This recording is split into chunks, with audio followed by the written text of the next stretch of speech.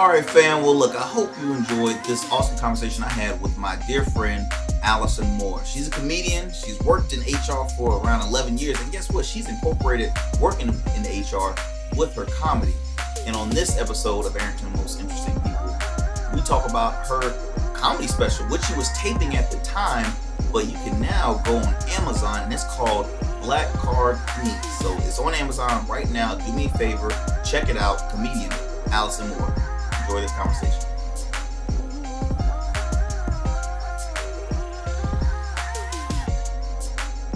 What is going on, family? Look, I'm so excited to introduce you a new segment I call Arrington's Most Interesting People. I get to sit down one-on-one with some unique, matter of fact, amazing individuals, not only making a huge impact in their line of work in their industry, but also in their community. Now, I'm so excited because this first person, our very first person I get to have a conversation with, is a dear friend of mine, extremely talented individual, over 10 years in HR and human resources, also a comedian, entrepreneur, producer, businesswoman. She's your conference cup of coffee. She is everyone's favorite hype girl. She's my favorite hype girl. None other than the one, the only comedian, Virginia's comedian, Allison Moore. What's goody, what's goody, what's goody, what's goody, what's goody. Look at you. Arrington. Awesome. You better nail the intro. Did I help? Did I do it? Was I good? I'm about to use that on. What you doing next week? Look, what you know me. I'm I'm an overthinker. I was busy making my notes. I'm okay. I love it. Thank you very much, bro. Well, look, it's so exciting. I'm so happy to see you and welcome back, because you were on our podcast a while ago, one season ago, and we had such an amazing conversation. For one, again, I've mentioned over 10 years as a human resource comedian, entrepreneur, producer. You have so many heads, right? You have you've hosted morning television. You had an amazing show called More Laughing in the Morning. Thank you. I loved your show when it was on Facebook. Thank all your projects. Started from the bottom, now we here. What? And you're doing so much great stuff. And you have a special that's going to be coming out soon. So people be sure to look it up. But I'm special. I'm just so excited to be talking with you. So for those who are unfamiliar with Allison, give us a little background, about the upbringing. Tell us a little about yourself. Thank you. So I want to talk about me, because listen, this is main character energy. Let's be clear. But I want to start by saying, Arrington, thank you for having me, and thank you for all that you're doing. And I was like, over there, I'm number one on the Most Interesting show. Thank you. I was like, hold it back. You a thug, girl. You a thug. Hold it together. Just sit up there on that man couch and cry. That's not what we gonna do. You're a professional. But I appreciate that, because you inspired me. Like, you doing your thing. You giving men an opportunity for the self-care. You know what I'm saying? Hey. Shout out to the men, because I got a son in college. And so I'm like, oh, shoot, I got a grown man myself. What you doing with your beard? My friend got a beard. I probably should give him some. Anyway, I see you. Thank you for everything that you're doing for our community, too. You make it classy to be out here in Hampton Roads. And so thank you for having me. I truly appreciate it. But look, this is your day. This is all about Miss Allison Moore. So give us a little, about the people about you. I appreciate that. So, my name is Allison Moore.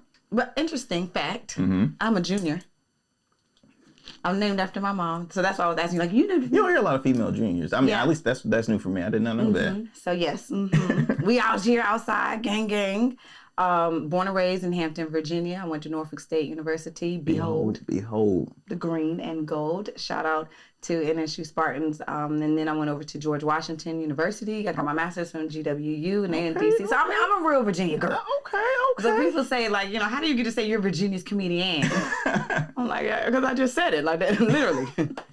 Why you asking that question? Just accept it. Just accept it. Okay? I mean, y'all could have said it. You could have been Virginia's plumber. You could have been Virginia's dinner. You could have been Virginia's favorite McDonald's worker. Like, you didn't want to tell nobody you was from here. Look, they out there. That's what I'm saying. Rep your squad. I mean, I'm gonna do me. You know what I'm saying? That is funny. So I'm from Virginia and do stand up. And so, like you said, I went into human resources out of college. But I didn't watch comedy.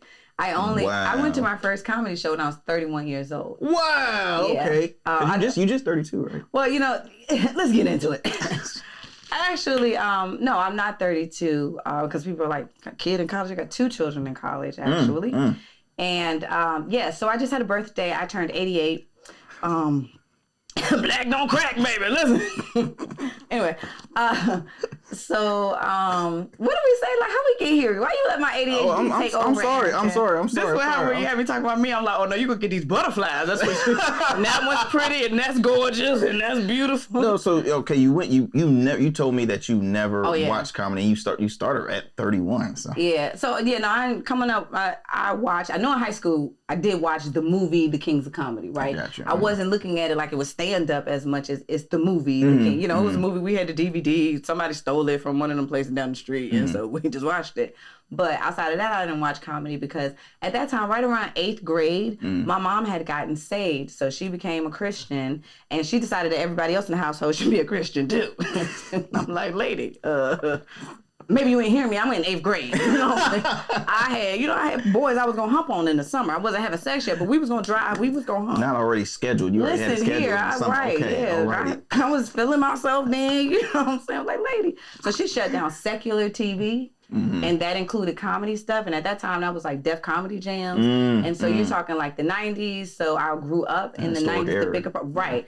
But also simultaneously, being a dark-skinned girl in Virginia, I was getting teased and stuff a lot. So I associated comedy with being teased and negative, because if you look on TV, they was pulling somebody out the audience and they was gonna get them that work. And so in my little undeveloped brain, that was the only way or the only light in which I saw comedy. Wow. So I was like, this is a vehicle to be embarrassed. I'm not about to sign up for that. I'm already out here in the hood like little Negroes because they calling me Blackie and they black too and I'm confused. What I'm not gonna do is walk myself into some PTSD. So it just wasn't a thing for me.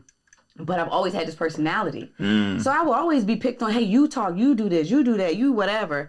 I just didn't realize that I was funny in that way either. Wow. Because yes, people like, well, so y'all, you weren't always laughing. Like, yes, I was. But I didn't know I was bringing the laughter. I'd be like, what y'all do when I'm not here? Like, you ain't laughing normally, so y'all just wait till I get here to want to start. Like, okay. That's when I was like, oh, I should be charging y'all. Y'all got me. Turns out, Miss Jones, where the camera? Which one of these cameras I need to look at? All the Miss Jones. She calls them. You said all the. Oh, I thought you said all the Mrs. Jones. No, the Miss Jones. I'm gonna call you out, but no, it's Miss Jones who kept putting me in detention. Wow. See, I was a stand-up comedian. Virginia's comedian. Your mama should have been in detention. Oh, okay. Sorry. I ain't go to my session. See, that's what happened when you say just make it about me.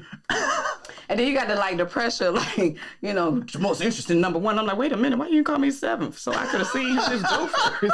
I don't want to be the first one. See how other people go. You a professional. I already knew you going to kill it. Always.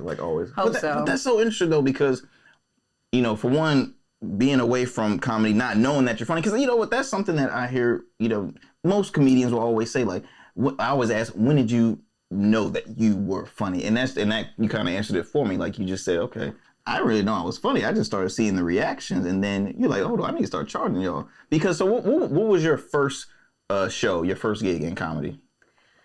So my first gigs were probably my gig. So let me answer. So what happened was, so I'm from the area, popular, went to Norfolk State, that kind of thing. So we're from here. So it's not the smallest, but our area is not that big.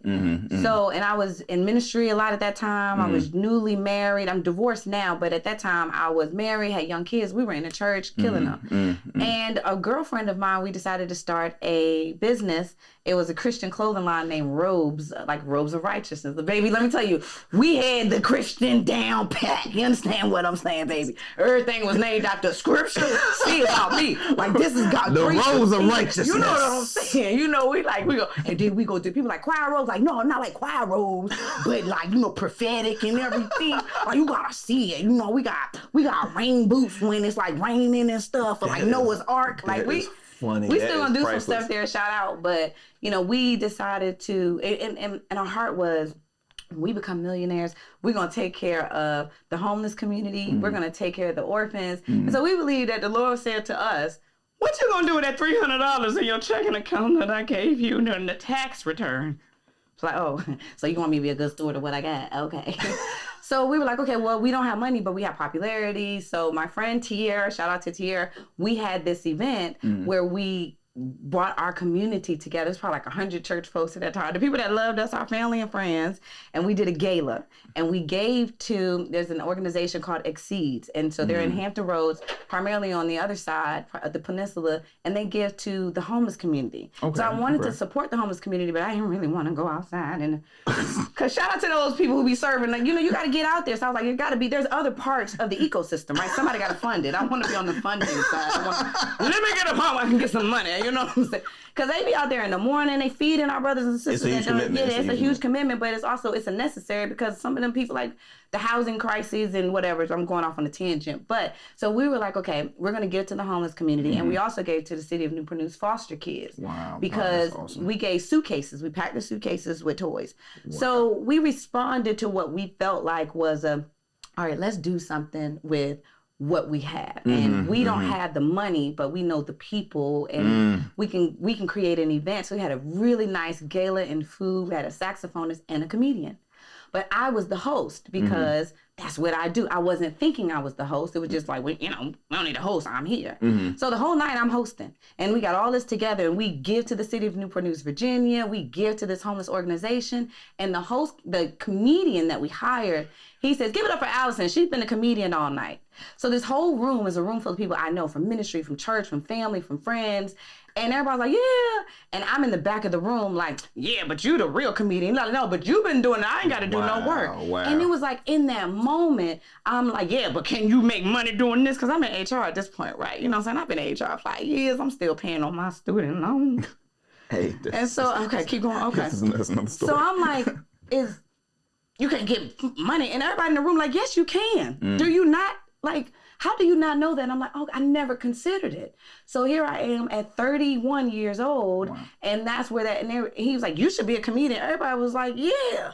And I'm like, oh, they're like, we've been laughing at you forever. It was like this revelatory moment that I believe it was because we were committed to just give what we had, and the Lord gave me that gift that night. So then afterwards, people were just really wrapping around me. Girl, you can come and do my church ministry, such and such. Girl, you should do my whatever. So then that took me into church stuff. And half of them, I had already done stuff to them. Like my friend, she got married, and they had me host the reception. Again, it did not register to me. That's why it's really important with who is in your community. Absolutely. They can call out these gifts that you don't see. Absolutely. Because I was just seeing myself in this way that nobody else was seeing. But I had people that could communicate to me my value that was so helpful. And that's very important. I mean, I'm glad you point that out, because there's a lot of individuals where they think it's really major on having the right circle, right circle of friends, the right network of friends when it comes to in business and entrepreneurship. Because hey, we're both, and we know how difficult it is, but how important it also is to networking. Let's talk about the transition from you said 5 years in HR now. 10 years. Oh, excuse me, over 10 years. Excuse me, over 10. My name. I apologize, my friend. Over 10 years, 10 plus years in HR, and now you're in the transition to investing in yourself in comedy. So how was that jump? How was that mindset going? I like how you frame that, investing in myself in comedy. Comedy has been a beautiful gift to me, actually. Just being it, because it's keeping me around laughter and joy. So you're right. Thank you for that. Absolutely. I appreciate that. So okay, I went into human resources out of college, and I worked in employee relations. And what happened was I started to find myself where my bosses were always putting me in the trainings. And so then I'm like, new hire orientation, the surveys were lit. They're like, yo, I love it working here. It had nothing to do with the rest of it. But I got you today too. But after that, you on your own.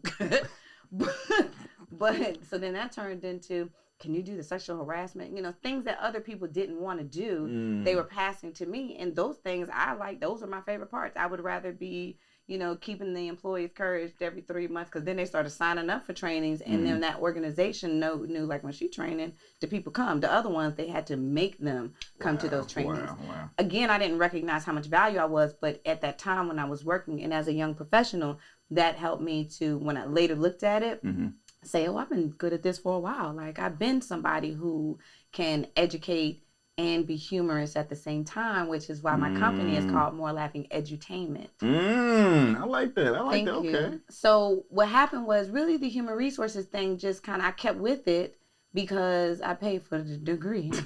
You said, I'm going to get some use out of this. I'm leaving out of here. This got to go with me. The devil is alive. Listen, I don't care about nothing.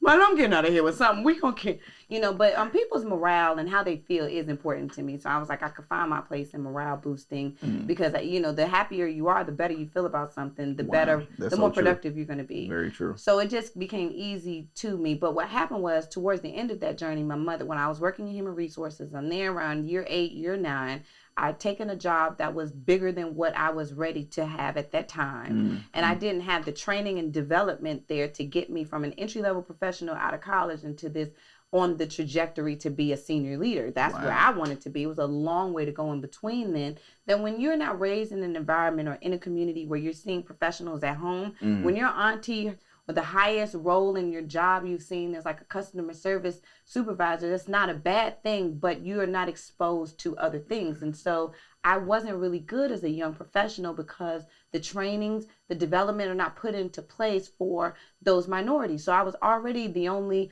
Black girl in certain spaces. So I don't know when they take me out to dinner or to lunch like they're supposed to when we're going out. I don't know you ain't supposed to get drunk. The liquor free here. And I'm 24. So I'm, and just doing some things, diplomacy, all those types of things are important in corporate America. So I struggled in a way that had there been a bridge, had there been some support, had there been some etiquette class, this is how you eat, because that's where business is happening. I don't get to go to the golf course, so I don't know this. And so I swam around and struggled. So I got upset with corporate America. And eventually, because I got fired, so my mom, fast forward, my mother got sick right around year 8. I'm still trying to be this HR professional. I just gotten this job as a assistant manager, and I was fumbling that bag and just trying to take care of my mom. I'm in the sandwich generation. I got these young kids, but I'm still doing comedy on the side at these churches. And so I got fired. I worked in human resources, and they was like, you know what, girl, we don't want you to come back no more. And I'm just like, well, hold on, because why am I surprised? I work in HR. How come I didn't see that coming? How come I didn't look on my desk and see my name coming? You know what I'm saying? It's probably a good thing. I might not have been ready for this role because I should have been able to tell.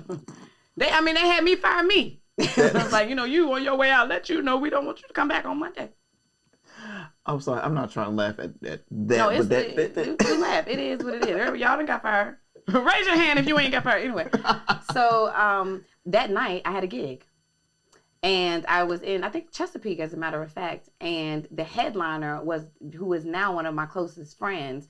So my mom had just passed away a month ago. I got fired. I got this little $150 gig. I really can't say no now. So now I'm working. I'm sitting on the side in the corner. And it was a very interesting night. There were some things that happened that night that just will always be memorable to me because it was just a really emotional time. And that comedian, the headline was like, y'all don't talk here in Virginia? Y'all? And I was like, normally I'm really nice, but I'm just going through a lot. I got fired today. And I was ready to be a victim. And he was like, welcome to full-time comedy. Sounds like you're a full-time comedian now. So I went home and told my husband at that time, like, oh yeah, I'm a comedian. That's what we do around here. That's not what we do around here. That is not what I'm telling y'all. That don't follow that part. Don't let that interesting piece be the part. It's not for everybody. Stay on, girl. You got kids to feed. Make sure he is okay with that, because they ain't all okay with that. Turns out it'd be breaking up people. But anywho, so I'm just like, okay, that started my comedy thing. So then I did comedy full time for 7 years. But I can't do the clubs the same way. I got a husband and kids. I can't go out and be out at night, 10 o'clock at night, and come in the house with $10 and a drink. You're like, what we gonna do with this? You out at night, you out here doing, I'm like, what? I'm trying to make it. And then here in Virginia, we don't have open mics every night. It's just a different dynamic, but I have relationships in corporate. Then and I have in these churches. So I can go to the women's ministry, something, get my work, get my chops. I can go to the corporate to get my work and get my chops. And so then I just stayed there because these people got jobs too. I mean, they're real people. And so for me, it just seemed like it was natural. It just made sense. And when Oh no. No, you gave me to shut up. Okay, no. I was like, no, because I'm working on me and my interview skills. No. Continue. I have something to say. But what's your question? Because I'm not anyway. I was just gonna say, like, what I'm hearing is definitely tools that you talked about. Okay, networking, knowing people in corporate America, knowing people in churches, all those relationships, and then on top of that, utilizing your gift in HR because it sounds like all that was almost like your training camp in comedy. You speaking, kind of giving humor to the newbies, right? Yeah. So you were already. It was easy what comes to public speaking, talking amongst other people. It was your training session. So it's like it really led you to like, okay, I got this. It's really interesting because I try to pick on each little dynamic on what helped you, it was continue to, help you as an entrepreneur and all that good stuff. Continue. Yeah, no, I appreciate that. And, I should probably take a breath and breathe sometimes. I be stressing people Let me out. tell you something. I do too. You talk. I love to look. My friends tell me all the time. Yeah, Arrington, you like to talk. I'm like, what's wrong with that? What's wrong with that? I love to talk. Yeah, me too. And I think, shout out to communicators. Actually, on the podcast, and I cannot wait till we get your episode. Shout out to the More Laughing at Work podcast. Yes. But I have an episode, I think it's 10 or 11, that's about introverts working in an extroverted world. And, extroverts we get, or communicators, we get a bad rap, but like we don't mean it, and it's like, I didn't know you wanted to say something. You weren't talking. I didn't know it was because I was talking that you ain't talking. But you know what? It's the best tool to have when you are an entrepreneur because it's so many networking events. You can't be quiet thinking you're going to make contacts. You got to talk. If I'm the loudest one, it's going to draw attention. If I don't communicate with most people, it's not going to help me with the relationship building. So it helps me an extrovert. It really does. Yeah, you're right. You're right. I'm actually introvert though. You're an introvert. I'm an extroverted introvert. Oh, okay. I mean, I'm good at talking to people, and I show up, and I'm gonna give energy. But I would much rather not be around humans. There's only like 3 of them. Give me like 1 or 2. You know what I'm saying? And 3. That's it. I feel like Miss Jones might be one of them because you talked about Miss Jones in the last segment. In the last.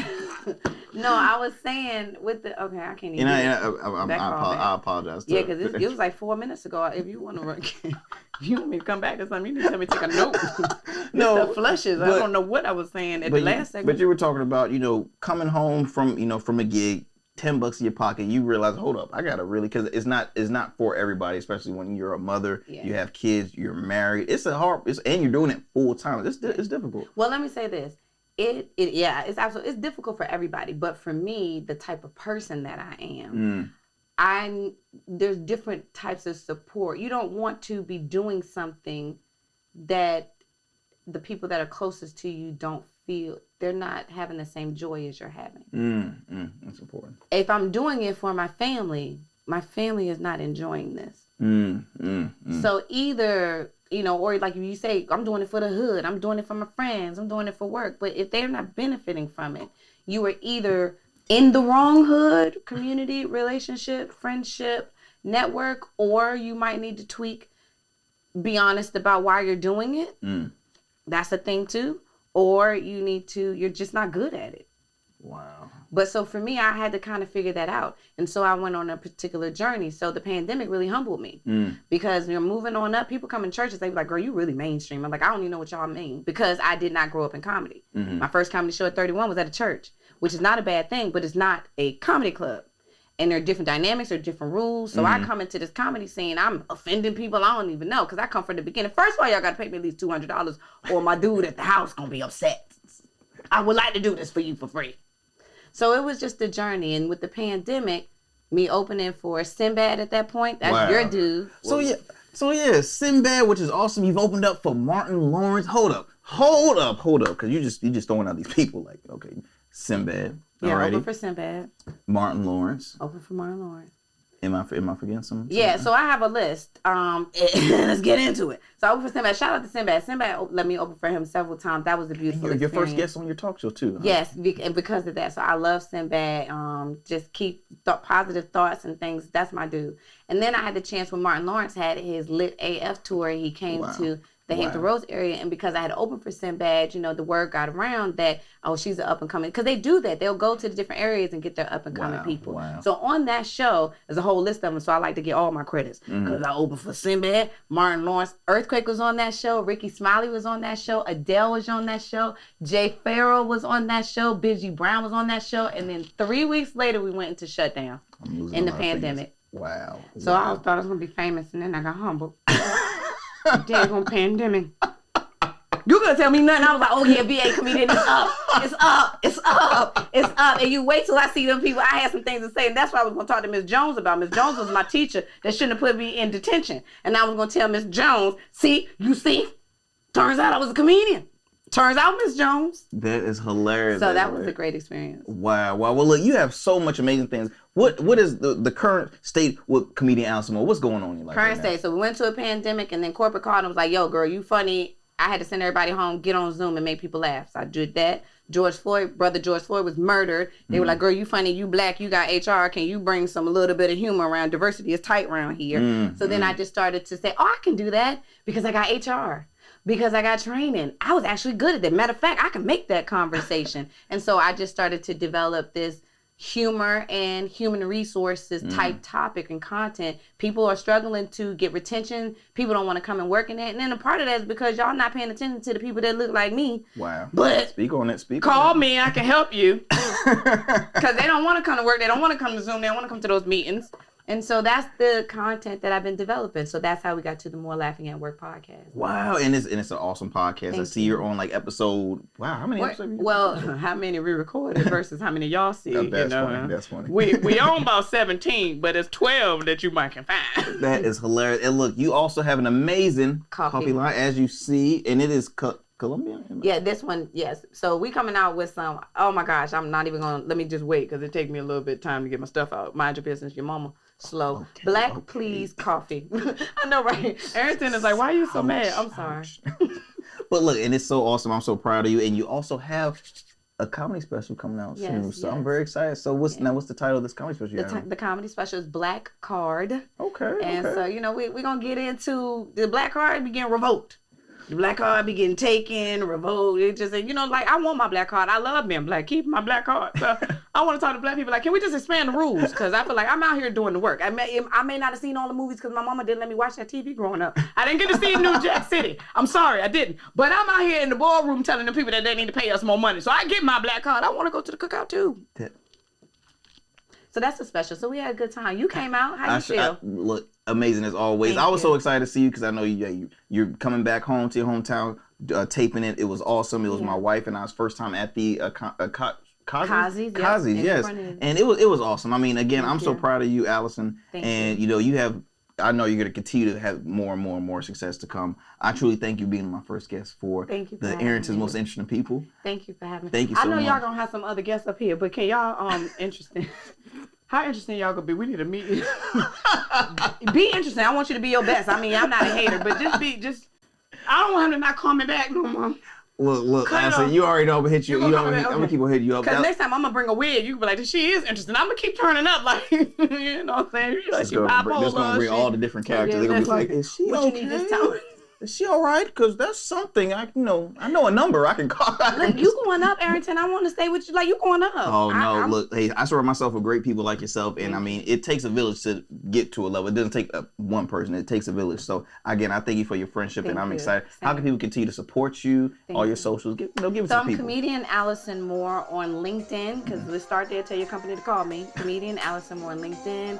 And Comedian Allison Moore on Instagram. And More Laughing. My last name is Moore, Moore. Laughing on Facebook. So you can find More Laughing everything. More Laughing at work, More Laughing in the morning, More Laughing. Perfect. Thank you so much. Look, y'all, I hope y'all enjoy Arrington's Most Interesting People. Be sure to tune in next time when I bring on an individual that I consider to take my most interesting people. Take care.